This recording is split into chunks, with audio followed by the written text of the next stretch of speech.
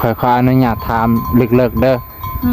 ตอนที่เจ้าล้มปึ๊บตอนมันสิเป็นน่ะมันรู้สึกจังไดเจ้าบอกค่อยได้บ่บินหัวตอนนั้นบ่ได้กินยาเลยคอยปะยาบ่ได้กินเลยคือยานั้นเจ้ามีอยู่แต่บ่ได้กินบ่ได้กินคือ FC ก็ถามหลายคนว่าเอื้อยเพิ่นได้กินยาอยู่บ่ถามว่าจังไดเอามีเรื่องหยังน้อยอย่าพาเฉลยอย่าพาถามข่อยคิดก่อนเอาถามมาในเรื่องหยังน้อยแม่นบ่เอื้อยพอได้เจ้าโอ้เอื้อยจันนะบ่เอื้อยพอนี่ได้นะเราบ่ได้หายเราเว้าซื่อๆเราบ่ได้หายเราเ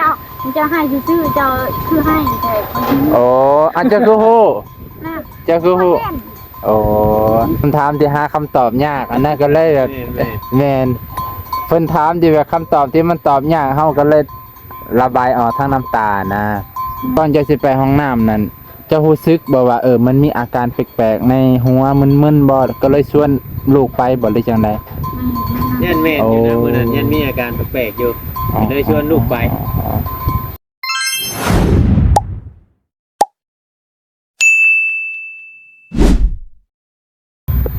สบายดีพ่อแม่พี่น้องลุงป่าสวัสดีครับพ่อแม่พี่น้องที่อยู่ประเทศไทยสบายดีเด้อพ่อแม่ที่อยู่ต่างประเทศมื้อนี้บ่าวนงมาเฮือนเอื้อยร้อยพ่อแม่พี่น้องหลังจากที่ช่วงหนึ่งก็ได้ซอยเพิ่นเนาะกับบ่ได้มาเกือบ2มื้อพ่อแม่พี่น้อง2มื้อมื้อนี้ก็เลยมาหาเพิ่นพ่อแม่พี่น้องบ่าวนงก็ค้าภารกิจหลายอย่างนะช่วงนี้รู้สึกว่ามรสุมชีวิตป้าตะลุ่มเล่าสิเหลือเกินพี่น้องเป็นจะได้กะฝากกดไลค์กดแชร์ฝากให้กำลังใจเบาน้องนี่เด้อพ่อแม่พี่น้องลูกป่าเบิดสุขุสุคนที่เคารพเนาะฝากกำลังใจให้เนี่ยมันนี่กะมาหาไอ้เพิ่นนั่นแหละพ่อแม่พี่น้องเนาะไอ้เพิ่นกำลังถ่ายทำร้อยอยู่นะเบาน้องกะแลนมาจากเมืองไปซ่อมมือถือไปน้องซ่อมว่านี่กลับมาฮอดบ้านบ่ได้ก็ได้ไปใหม่ไปน้องเพิ่นก็โอเคเพิ่นว่าให้เปลี่ยนบางสิ่งบางอย่างเดี๋ยวบ่น้องสิคอยรีวิวจุลปื้อว่าไปยังจุลปื้อสบายดีเด้อสบายดีเด้อบ่าวเวียงสบายดีดอกมันเข้านะเพิ่นจุลปื้อบ่แม่นบ่บ่น้องจังหวะแม่นสบายดีเอ้ร้อยสบายดีโดยสบายดีเจ้ามีเรื่องยังอยากถามบ่น้องบ่น้องจะสิถามจ้ะถามว่าจังได๋เอามีเรื่องหยังน้อยอย่าพาเฉลยอย่าพาถามข่อยคิดก่อนเอาถามมาในเรื่องหยังน้อยแม่นบ่เอื้อยพอได้เจ้าโอ้เอื้อยจันนะบ่เอื้อยพอนี่ได้นะเราบ่ได้หายเราเว้าซื่อๆเราบ่ได้หายเราเจ้าให้ซื่อๆเจ้าคือให้แต่โอ้อันเจ้าคือฮู้เจ้าคือฮู้โอ้มันน้องให้ช้ำมันอันนั้นซื่อมันเป็นแบบคำถามที่หาคำตอบยากอันนั้นก็เลยแบบแม่นเพิ่นถามที่แบบคำตอบที่มันตอบยากเฮาก็เลยระบายออกทั้งน้ำตานะที่จริงก็บ่ได้เป็นหยังดอกบ่ได้เกลียดบ่ได้ชังบ่ได้โกรธเพิ่นดอกปรับความเข้าใจกันนะว่าปรับความเข้าใจไปแล้วมื้อซื่นนี่เนาะวานนี้บ่ได้ไปบ่เมื่อวานนี่ข้าไปเมืองวานนี่ข้าไปคอยนี่แหละข้าไปแปลงรถก็เลยบ่ได้ไปไสวานนี่บ่มีฮอดคลิปลงนะป้าตัวพออ่านพอได้พัวจะไปใจเกี่ยวข้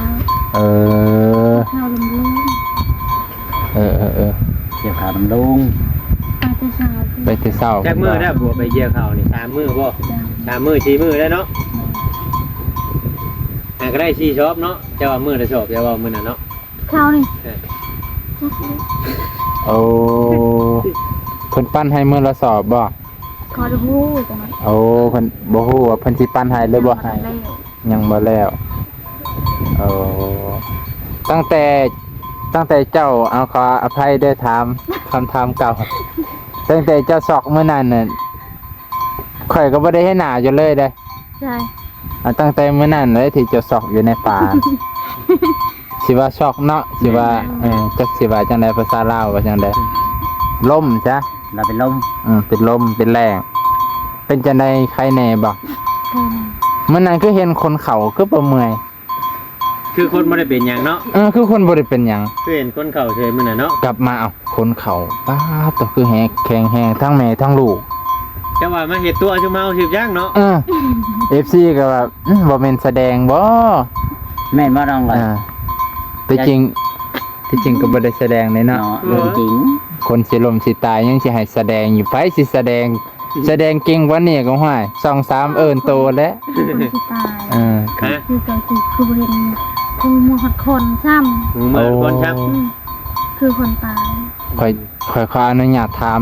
ลึกๆเด้อ แม่ ตอนที่เจ้าล้มปึ๊บตอนมันสิเป็นน่ะมันรู้สึกจังไดเจ้าบอกค่อยได้บ่ เวียนหัวตอนนั้น โอ้ บ่ได้กินยาเลยคอยปะให้ยาบ่ได้กินเลย คือยานั้นเจ้ามีอยู่แต่บ่ได้กิน บ่ได้กิน คือ FC ก็ถามหลายคนว่าเอื้อยเพิ่นได้กินยาอยู่บ่ได้ยินไอเวียงว่ามื้อนั้นบ่แม่นวันศีลบ่มื้อนี้ก็ได้บ่แม่นนะบางคนก็ถ้ากินแต่วันศีลแม่นว่าจะถ้ากินแต่วันศีลบ่ เด้อ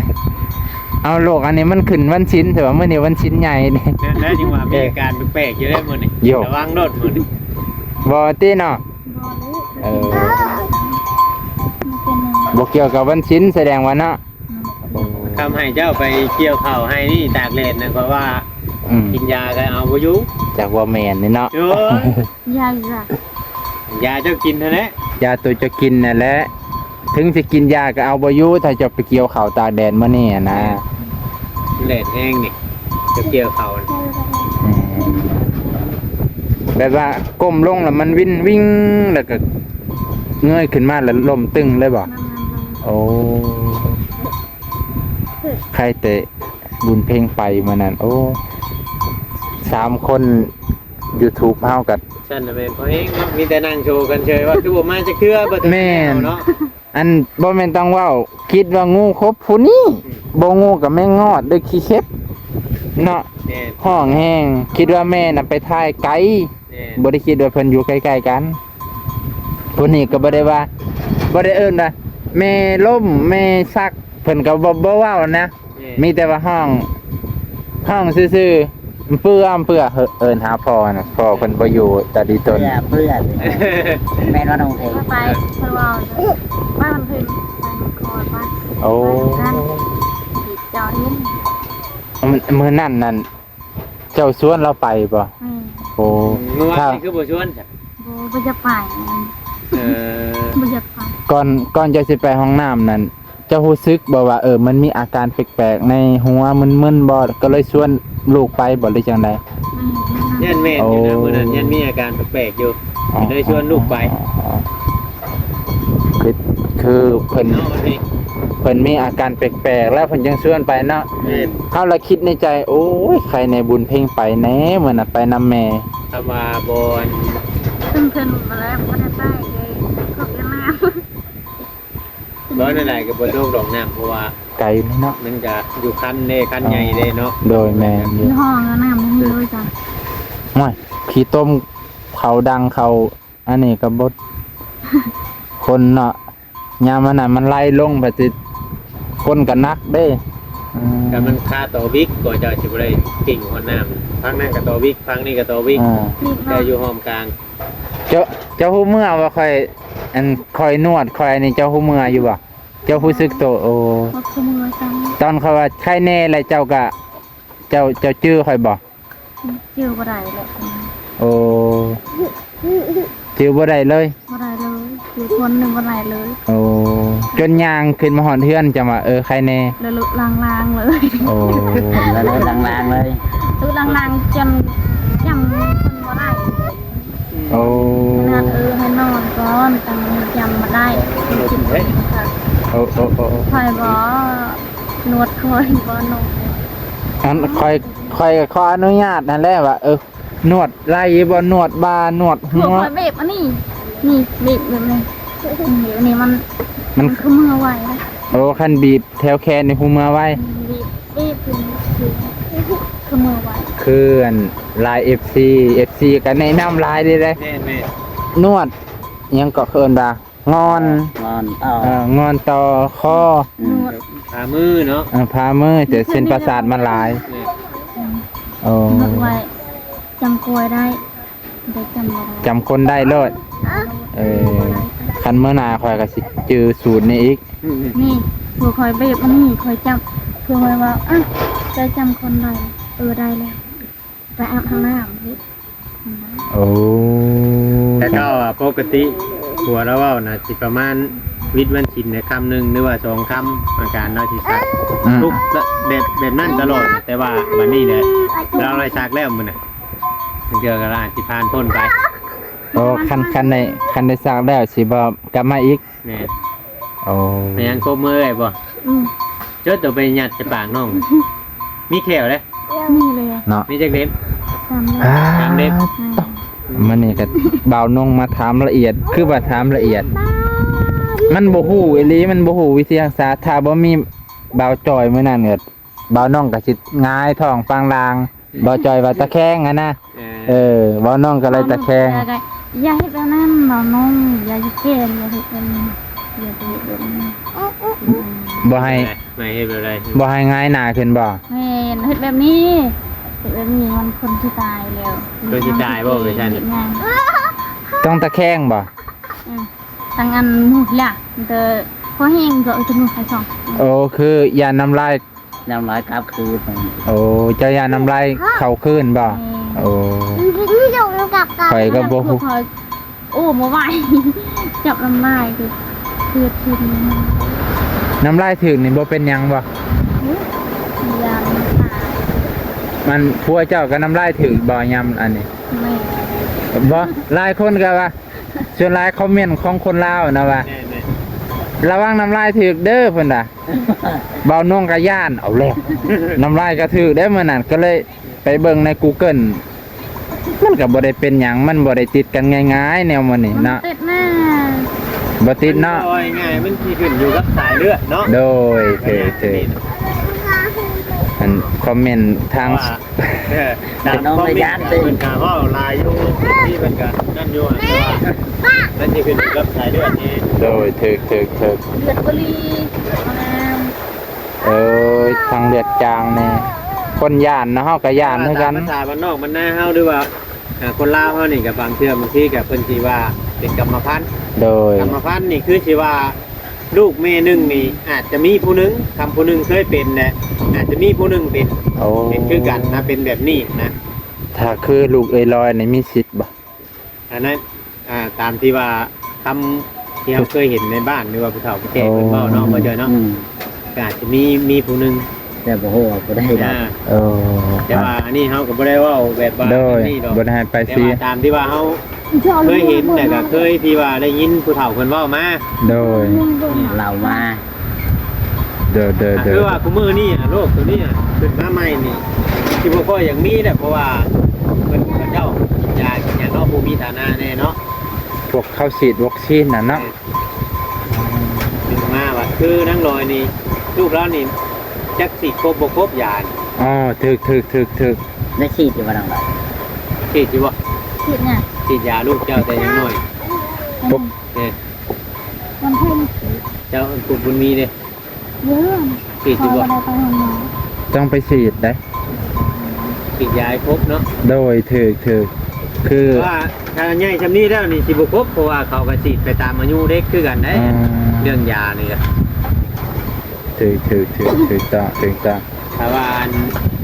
อายุเขาซำนั้นซำนี้แหละเขาก็จะเปลี่ยนยาเพราะว่าเขาจะเปลี่ยนยาตัวใหม่ไปเรื่อยๆแพทย์หมอเพิ่น โอ้จากว่าแม่นถึกได้พยายามฉีดแล้วนี่กะมันก็สิบ่แพงติยาเด็กน้อยกับเราอาการว่าแม่มีโรคประจำตัวแบบนี้เนาะ แม่น เขาก็สิจัดวางยาให้ถือนะพ่อแม่พี่น้องโอ้